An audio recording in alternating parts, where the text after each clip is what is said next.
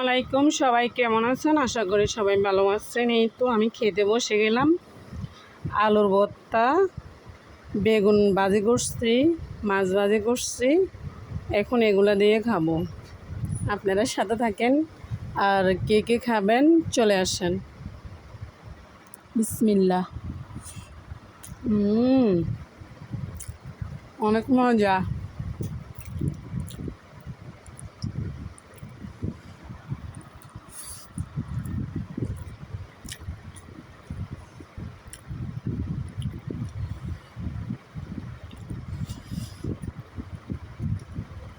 আজকে সব কিছু বোনা করছি। আজকে তরকারি ফাঁক করি নাই, সব বোনা করছি। কে কে খাবেন চলে আসেন।